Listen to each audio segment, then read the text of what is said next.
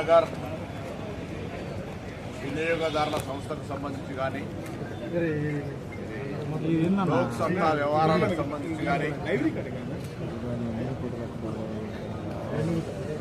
Film సొసైటీకి సంబంధించి కానీ ఒక సోషల్ సామాజిక స్పృహతోటి ఆనాటి రాజకీయ భీష్ముడు చొక్కారావు గారి దగ్గర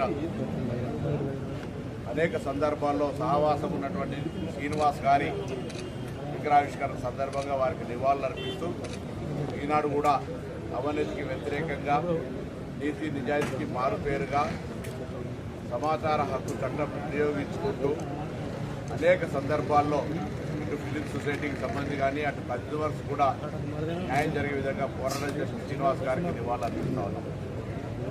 వారి ఆత్మకు శాంతి చేకూరాలని కూడా ప్రార్థిస్తున్నాం.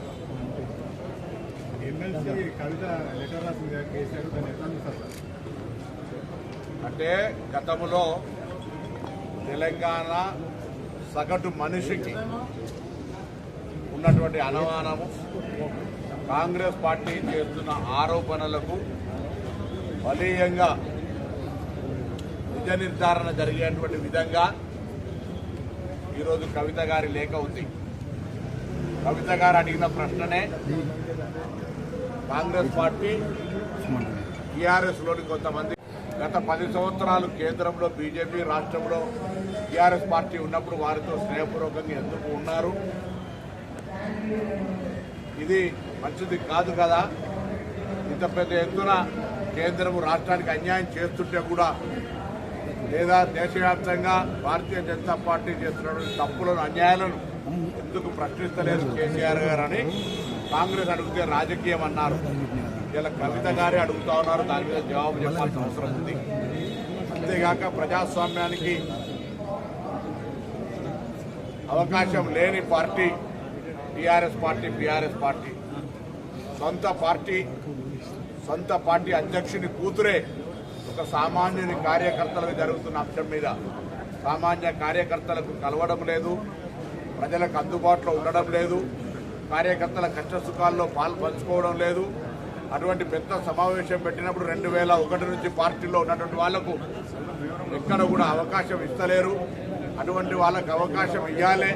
మరి మీటింగ్లలో మాట్లాడకపోతే వారికి సంబంధించిన ఏ విధంగా ఉంటుంది అనేటువంటి అంశాలను లేవనెత్తిన అంశాలకు కార్యనిర్వాహక అధ్యక్షుడు కానీ లేదా పార్టీకి సంబంధించిన ట్రబుల్ షూటర్గా చెప్తున్న హరీష్ రావు గారు కానీ లేదా స్వయంగా మరి కేసీఆర్ గారైనా జవాబు చెప్పాల్సిన అవసరం ఉంది. ఇలా మేమేం కొత్తగా ఆరోపణ చేస్తలేము. ఈరోజు మేము గతంలోనే చెప్పినాం, టీఆర్ఎస్ బీజేపీ వేరువేరు కాదు, రెండు కూడా కలిపి ఢిల్లీలో దోస్తీ గల్లీలో కుస్తీ అనే మాట అనేక సందర్భాల్లో చెప్పిన దానికి కవిత గారు రాసినటువంటి లేఖ ఆధారము, దానికి సంబంధించినటువంటి ఒక ఎవిడెన్స్ అనే మాట సందర్భంగా మనం చూస్తాం. అదేవిధంగా భారతీయ జనతా పార్టీకి సంబంధించిన నాయకత్వం కూడా ఇందుకు స్పందించాల్సిన అవసరం ఉంది. భారతీయ జనతా పార్టీతో ఉన్నటువంటి లోపాయకారి ఉదాహరణకు మన హైదరాబాద్ ఎమ్మెల్సీ ఎన్నికల్లో బీజేపీ నామినేషన్ వేస్తే బీఆర్ఎస్ మద్దతునిస్తామనే మాటతోటి బీజేపీ నామినేషన్ వేసింది. కానీ బీఆర్ఎస్లో ఉన్నటువంటి బీజేపీ వ్యతిరేకులు, బీజేపీలో ఉన్న బీఆర్ఎస్ వ్యతిరేకులు, బీఆర్ఎస్లో ఉన్న బీజేపీ వ్యతిరేకులు ఇద్దరు అటువంటి అవకాశం రాకుండా చేయడం వల్ల వాళ్ళు మొన్న ఎమ్మెల్సీ ఎన్నికలకు సంబంధించినటువంటి రహస్య ఒప్పందం అమలు జరగలేదు. ఇది ఏ ఒక్కరోజు కాదు, పార్లమెంట్ ఎన్నికల సందర్భంలో మొత్తం భారతీయ జనతా పార్టీకి హ్యాండ్ ఓవర్ చేసి చేతులు ఎత్తేసి సరెండర్ అయినటువంటి మాట మేము ఆరోపణ చేసినాడు, రాజకీయ ఆరోపణ అన్నారు. ఇలా నేరుగా కవిత గారే ఆ అంశాన్ని ప్రస్తావిస్తా ఉన్నారు. ప్రజల్లో చురుకనైతా ఉన్నాం, భారతీయ జనతా పార్టీ ప్రత్యామ్నాయం ఎదిగే సందర్భంలో భరాసాను మనమే సరెండర్ చేస్తా ఉన్నామనేటువంటి మాట అడుగుతా ఉన్నారు. దీని మీద అటు భారతీయ జనతా పార్టీ నాయకత్వం ఇటు వీళ్ళు కూడా స్పందించాలి. ఒక ఆరోపణ ఉంది, భారతీయ జనతా పార్టీ అధ్యక్షుడిగా బండి సంజయ్ ఉన్నాడు. భారతీయ జనతా పార్టీ భారస కలిపినటువంటి రాజకీయ అగ్రిమెంట్ ప్రకారంగానే కేసీఆర్ గారి సూచన మేరకే కిషన్ రెడ్డి గారిని బీజేపీ అధ్యక్షుడు చేసినాడనేటువంటి ఆరోపణ ఆ పార్టీలో అంతర్గతంగా ఉంది. దాని మీద కూడా స్పష్టంగా కిషన్ రెడ్డి గారు కేసీఆర్ ప్రతిపాదించిన బీజేపీ అధ్యక్షుడు అనే మాట వాస్తవమా కాదా ఇటు కేసీఆర్ గారు కానీ అటు బీజేపీ పార్టీ కానీ స్పందించాల్సిన అవసరం ఉంది. ఇన్ని రకాలుగా తెలంగాణకు అన్యాయం జరుగుతుంటే, తెలంగాణ బడ్జెట్, దేశ బడ్జెట్లో తెలంగాణకు రూపాయి ఇవ్వకపోతే, ప్రాజెక్టులకు కూడా రూపాయి ఇవ్వకపోతే, సీలేరు లాంటి పథకాలను ప్రాజెక్టులు ఎత్తుకపోతే, తెలంగాణ విభజన హామీలు అమలు జరగకపోతే 10 ఏళ్ళు ఎందుకు మౌనంగా ఉన్నారు? రైతులకు వ్యతిరేక చట్టాలైన 3 చట్టాలను ఎందుకు మద్దతు ఇచ్చినారో ఇలా కవిత లేఖ ద్వారా తెలంగాణ ప్రజలకు చెప్పాల్సిన అవసరం ఉందని సందర్భంగా కోరుతా ఉన్నాను. అదేవిధంగా దాన్ని డైవర్షన్ చేయడానికి ఈరోజు కేటీఆర్ గారు పొద్దున ఏదో చిట్ చాట్ చేసినట్టున్నారు. చిట్ చాట్ చేసి కొత్తగా లేనిదేదో పెద్ద కొండంది వెనకని పట్టుకొచ్చినట్టు, అరే ఈరోజు దానికి సంబంధించిన పత్రికకు సంబంధించినటువంటి ఆరోపణ ఇది కొనసాగుతున్నది ఒక బీజేపీ వేధింపు కార్యక్రమం.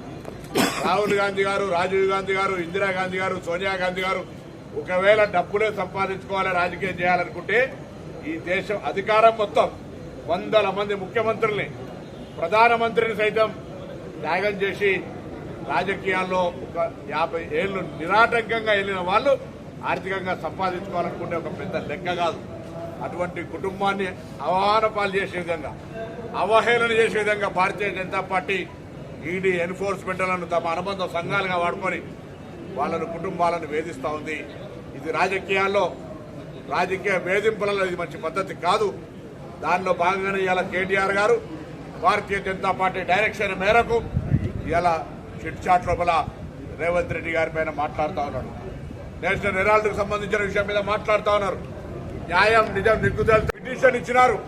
ఇది బాంబులతోటి పేల్చినారు కావచ్చని ఎంక్వైరీ కమిషన్ వేసిన రిపోర్ట్ నా దగ్గర కూడా ఉంది. నేను కూడా కాళేశ్వరం విజిట్కి అయినా అన్నాడు హుస్నాబాద్ అభ్యర్థిగా. ఎక్కడ కూడా అటువంటిది లేదు. అంత లోపలికి దిగి బాంబు పెట్టే అవకాశం లేదని ఆనాడు ఆ కమిటీ తీర్మానం, వెరిఫికేషన్, పోలీస్ ఇన్స్ట్రక్షన్లు చెప్పినారు. ఇన్ని రోజుల తర్వాత మళ్ళా ప్రజలను డైవర్షన్ చేయాలని రేవంత్ రెడ్డి గారు కూడా నేషనల్ హెరాల్డ్ నోటీస్ వచ్చిందని, కాంగ్రెస్ పార్టీ అంతర్గత రాజకీయాలు చూసేదో విభేదాలున్నాయని కాంగ్రెస్ పార్టీకి నువ్వు చెప్తే కాదు, కాంగ్రెస్ పార్టీలో అంతర్గత ప్రజాస్వామ్యం ముందు నుంచి ఉంది, భవిష్యత్తులో కూడా ఉంటుంది. అదే మా బలము, మా ఐక్యత కూడా. మేము అంతర్గతంగా ప్రజాస్వామికంగా ఎన్ని మాట్లాడుకున్నా శత్రువు వచ్చేటప్పటికి ఏ విధంగా 2023లో మిమ్మల్ని మట్టి కనిపించడం చూసినారు. కాబట్టి వాటి జోలుకోకుండా పెద్దలు కేసీఆర్ గారికి వచ్చినటువంటి నోటీసు మీద, అవినీతి ఆరోపణల మీద నిజం తెలుసుకునే ప్రయత్నం చేయండి. కవిత గారు పేల్చిన బాంబుల మీద ముందు వాటికి సంబంధించిన డ్యామేజ్ ఏ విధంగా భారతీయ జనతా పార్టీతోటి మీరు ప్రత్యక్షంగా మేము శత్రువులం, రాజకీయ పరంగా విభేదాలున్నాయని చెప్పగలిగే శక్తి ఉంటే దాన్ని క్లియర్ చేసే ప్రయత్నం చేయండి. అవేం చేయకుండా కాంగ్రెస్ పార్టీ నాయకత్వాన్ని విమర్శ చేసి గొప్ప సాధించుకున్నామని చెప్తే అది సాధ్యం కాదు అనే మాట. కాంగ్రెస్ పార్టీతో ఇప్పుడు ఇది రాజకీయ పార్టీ, మేమేం మళ్ళీ దాన్ని క్రిటిసిజం కాదు. మేము మఠమో లేకపోతే ఇంకోటో జనరల్గా వేరే కార్యక్రమాలే కాదు. You're in politics. రాజకీయాల్లో వస్తుంటారు, పోతుంటారు. దానికి సంబంధించినటువంటి ఎవరు ఎప్పుడు రాజకీయ పరిణామాలు మారుతాయో నేనేం జ్యోతిష్కం చదవలే. కానీ అనేక పరిణామాలు జరుగుతాయి రాజకీయాలు ఏమున్నది. కాబట్టి ఇప్పుడు ఆ అంశంకు ప్రస్తావన లేకుండా కవిత గారు నేరుగా పార్టీ అధ్యక్షునిగా మొన్న జరిగినటువంటి సింహగర్జన సందర్భంగా 2001 నుంచి పార్టీలో ఉన్న వాళ్ళకి ఎందుకు అవకాశం ఇవ్వలే, అదేవిధంగా భారతీయ జనతా పార్టీ ఎందుకు టార్గెట్ చేయలే, కార్యకర్తలను కలవకుండా ఎందుకు దూరం ఉంటా ఉన్నారు, భారతీయ జనతా పార్టీ ఎందుకు లోపాయకారిగా ఒప్పందంలాగా మౌనంగా ఉంటున్నారనే అంశాలకు జవాబు చెప్పాలి ఇటు టీఆర్ఎస్ పార్టీ, అటు బీజేపీ పార్టీ అని డిమాండ్ చేస్తాం. Hi everybody, this is Kiriti Damaraju. Like, share and subscribe to Saira TV.